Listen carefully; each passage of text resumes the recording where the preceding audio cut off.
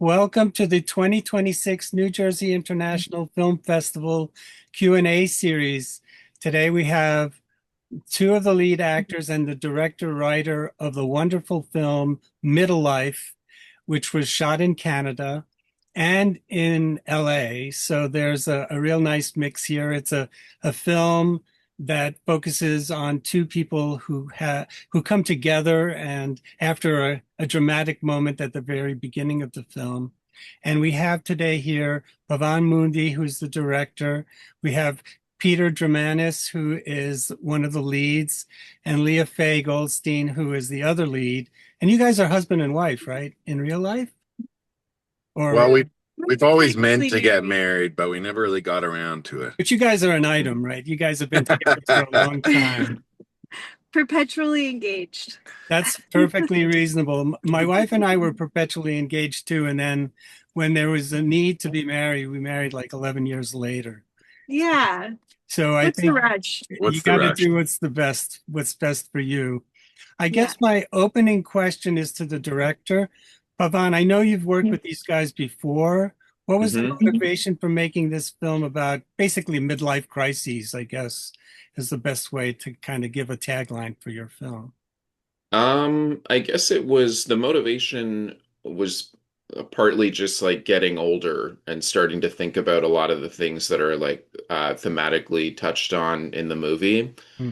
Um, and then I had made three films in Canada in like very quick succession. And then for a while, I had been trying to get another film going that was on like a much larger scale. And it had a couple of them had gotten really close and then fallen apart at the last minute. Hmm. And it just got frustrating having like very little control over that. And so it made me kind of long for how we used to make films together, which was like we have all the control and we're doing it for very little money. But the trade-off of that is that you're not really having to answer to anyone. Right. And so I wanted to make another film like that and sort of we had stayed friends since we worked together. And so we all were in touch with each other. And I think I remember like maybe 3 years ago, Peter telling me at one point, like, you know what Leah said the other night? She said, I think I'd like to act again. Hmm. Do you remember that?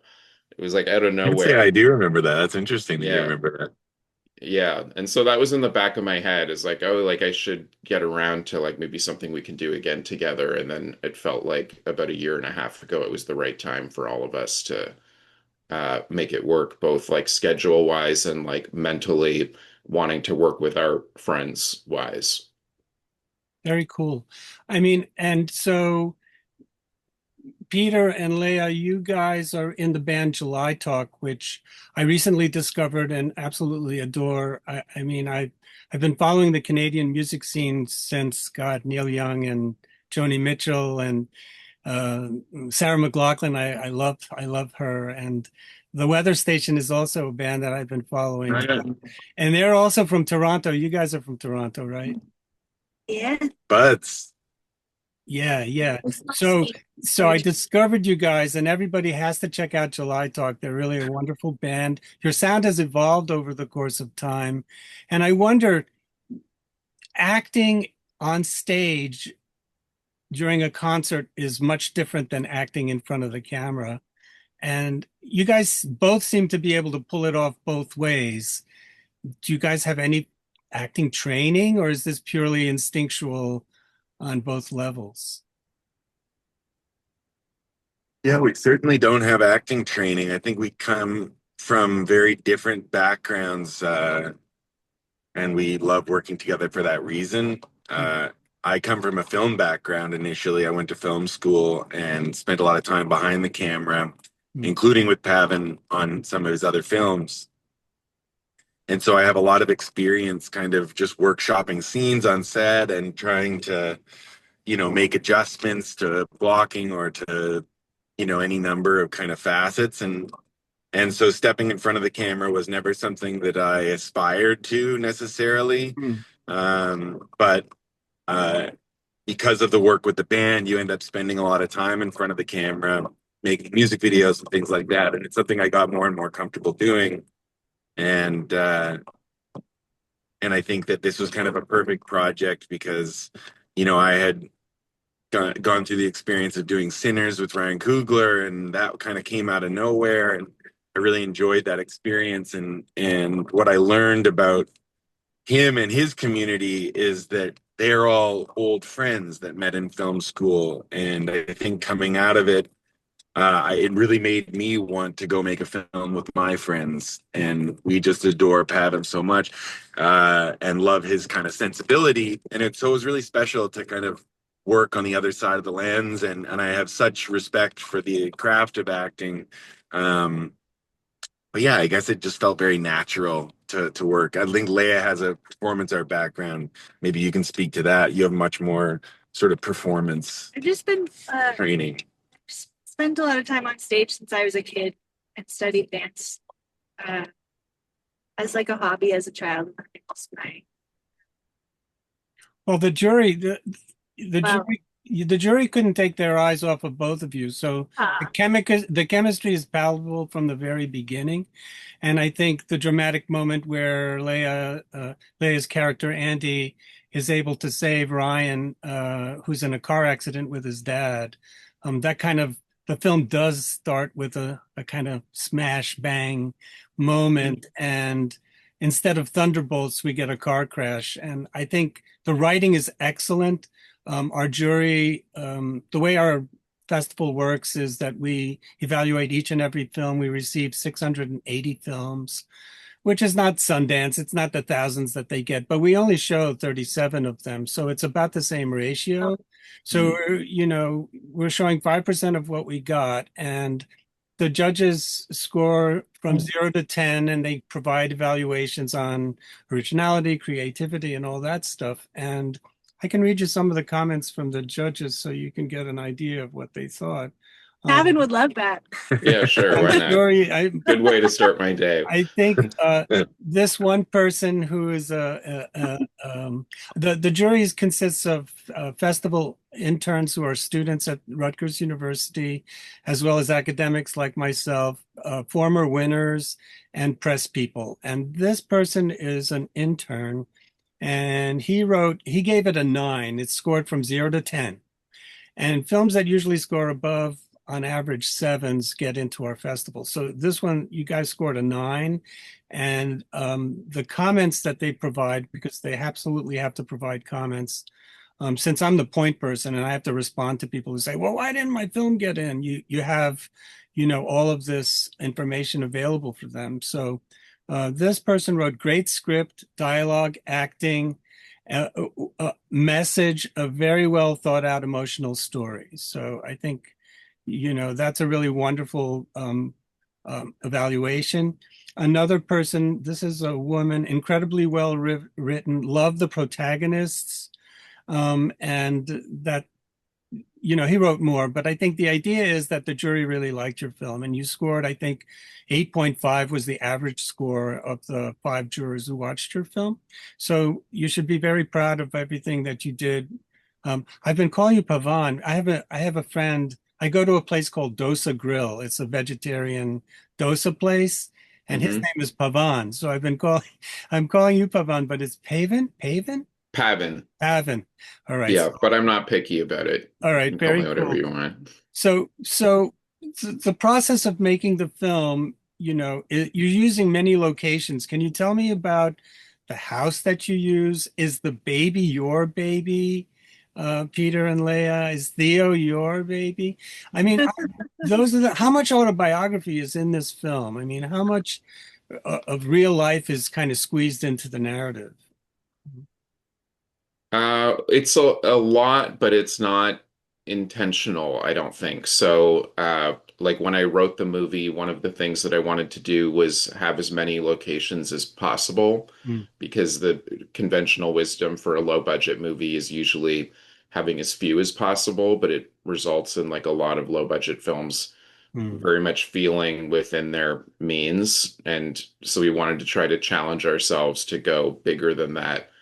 But then the hard part is securing all those locations. And so the only way we could logistically do that was by like shooting at all of our friends' houses. Oh, cool. And so that main house is the woman who plays Beth in the movie, Oh, Nora. great. Yeah. That's her house. Wow. And so we shot that there. And I've stayed at that house before. And I once installed a bidet in that bathroom and messed it up. And so it was funny to be shooting that scene in the same bathroom where it happened to me, where it was leaking everywhere. My gosh. Um, and then I'll let Leah speak to the second part of the question. Is Yeah, I is guess the, that, sorry. is Theo your baby, and that is his real name? Well, we like to keep all of that kind of identity stuff vague. No problem. It's Um, understandable.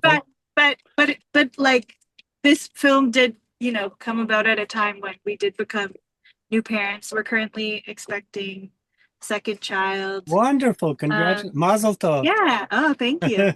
Um, but yeah, and so that was kind of like, I wouldn't say it's like, and Luke, who plays my partner, Luke Lalonde, is also a father of a similar age child to the kid who plays Theo, and like Nora, who plays my best friend, is my best friend and also has a young child. There's like a lot of um, young families involved in this production, and so uh, Pavan was really open to um, not so much collaboration, but just input in terms of like, what that experience is like. And often Mm.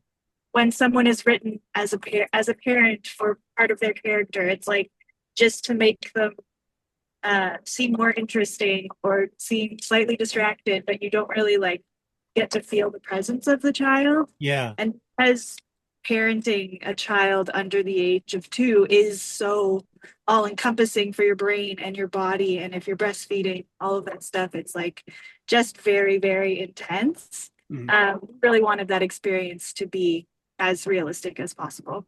So I need to tell our audience a little bit about the story of the film, where Andy is a new mom, and her relationship with her husband is a little bit on the rocks. And Andy is a wedding planner, and she's kind of obsessive compulsive. I mean, I love the shopping cart scene. I think that's one of my favorites in the film.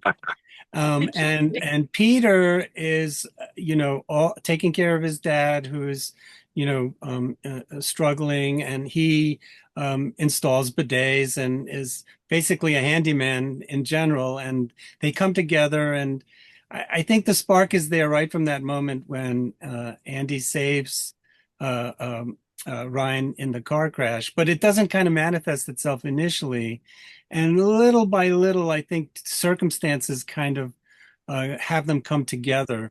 So I really liked all of the elements that you mentioned that are kind of real elements that are infused into the film, which makes it so real. I think that's another one of the aspects that the jury really liked. But for me, I think you two guys, you can't take your eyes off you. And I think your screen presence is really amazing. And I think that's one of the things that our audience will really look forward to.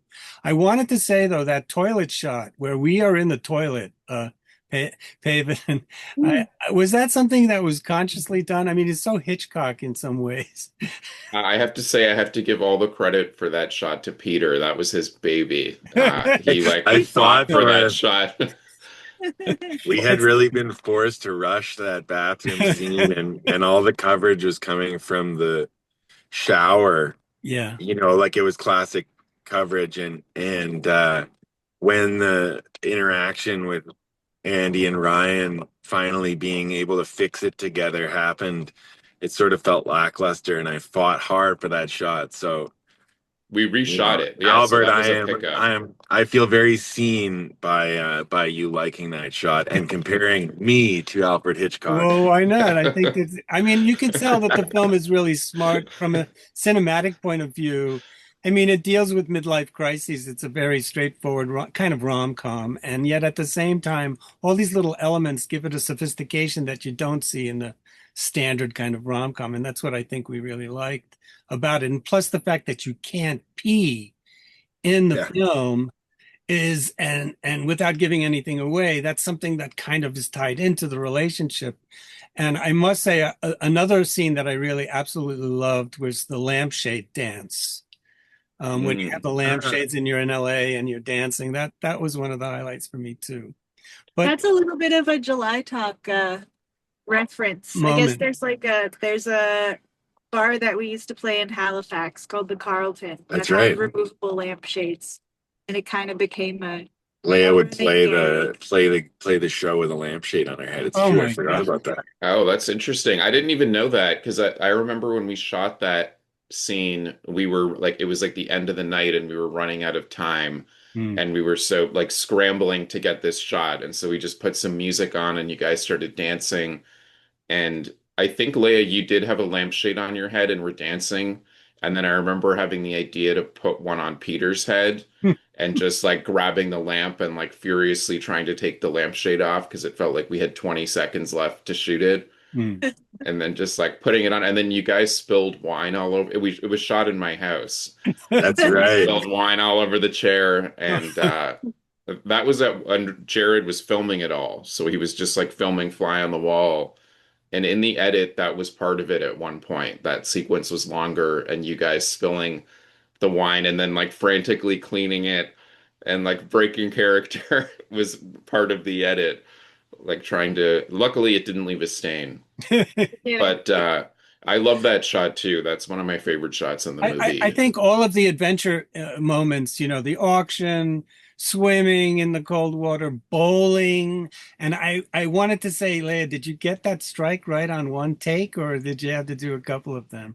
All right, she's a bowling queen. Very cool. I like that very much. But I think now's a good time to mention the DP, Jared Robb. He did a terrific job. I can imagine having to follow you guys around was a challenge in itself because it's so frenetic at times. And I also really love Ben Fox's music, which I think fits the mood perfectly. And, tell us a little bit about them. Well, Jared is coming off of shooting the Nirvana, the band, the show movie. And so he went straight from shooting that to shooting our film. Mm, And his like I think working on that kind of project, shooting a lot of like doc style footage, I think really benefited us, especially when we were like shooting on the streets or shooting the whole sequence that happens near the Hollywood Walk of Fame. yeah. Like we just shot all of that covertly, where it was just me and Jared and Pete and Leia were wearing lavs, and we were just like walking around on the streets and going into a souvenir shop and just shooting a scene without permission. And Mm, I think he's really used to doing that and like charming store owners and like just subtly figuring out ways to get them to not object to us filming. mm. And so that was crazy because we had like he got behind the counter at one point at a souvenir shop and just started filming half of a scene. And it was like amazing to see him work because he's so good at Mm. things like that. Guerrilla, But I guerrilla, think, guerrilla filmmaking.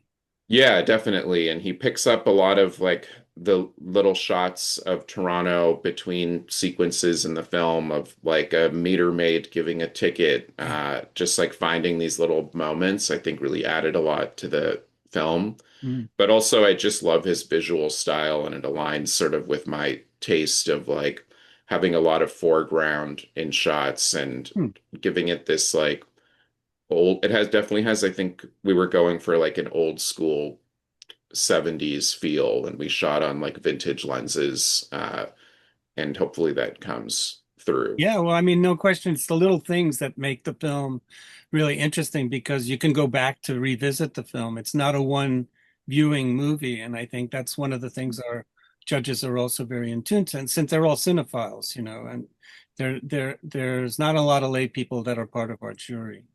But Well, I would also say that the both for Jared on the cinematography and Ben for his score, I think the film really offered an opportunity to go outside of their comfort zone. Like, even though we were shooting at Gorilla in LA and stuff, I mm, think the film's look is quite different from a lot of the stuff that Jared's shot in the past. Mm. I think that he's done a ton with, Nirvana the band and stuff. He's also done a lot, he's done films that are more in kind of like a Scandinavian lock-off kind of look. He's Mm. done, films that are stylized and stuff, but this sort of classic, cozy throwback look Mm. of kind of I don't know, your classic 35 mil big budget rom-com. And we were doing it for very little money, Mm.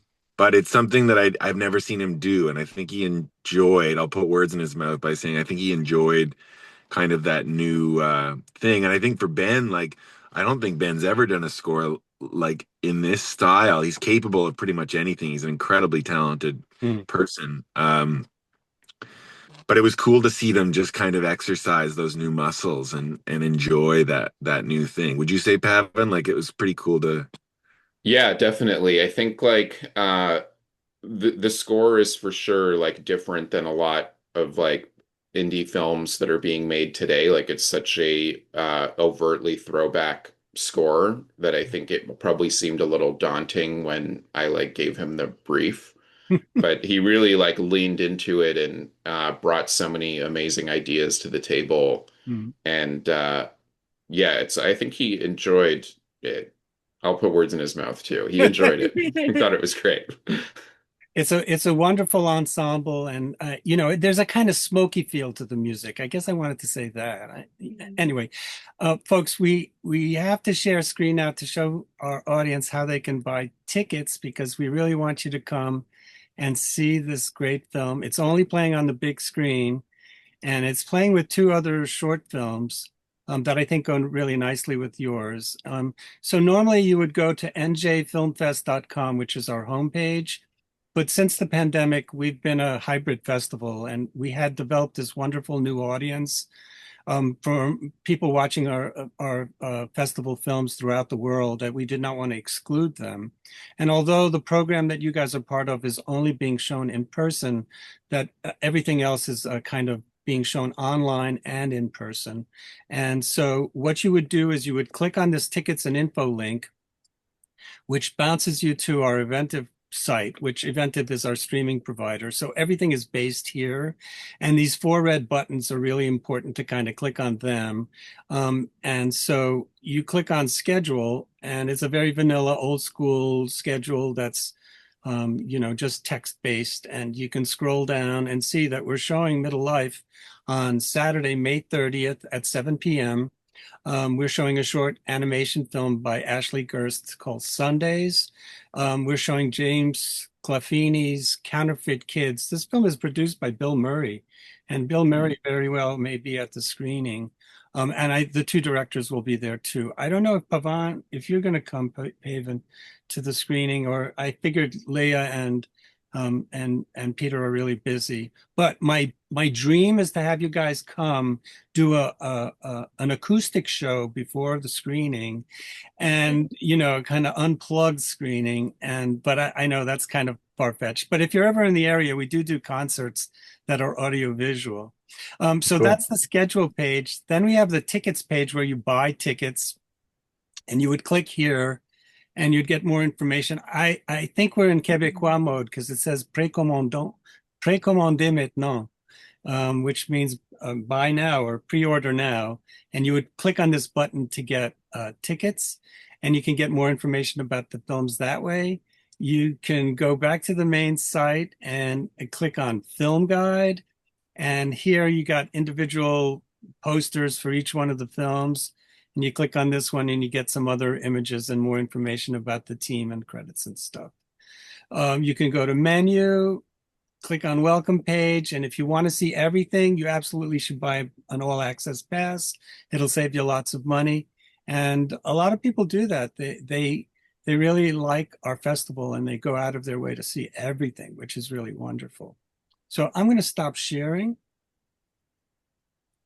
and say thanks to you guys for hanging out with us for the last half hour or so.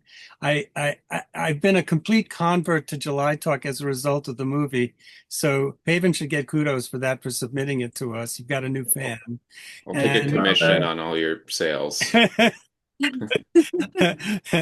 And I'm going to say goodbye to our audience, but you guys don't leave just yet. I just have a couple of other things I wanted to ask. But thank you so much. Make sure Thanks you for come having and us. check out our movie, check out this wonderful movie at the New Jersey International Film Festival. Thanks, you guys. Thank you so much. Thank you. Thank you, Albert.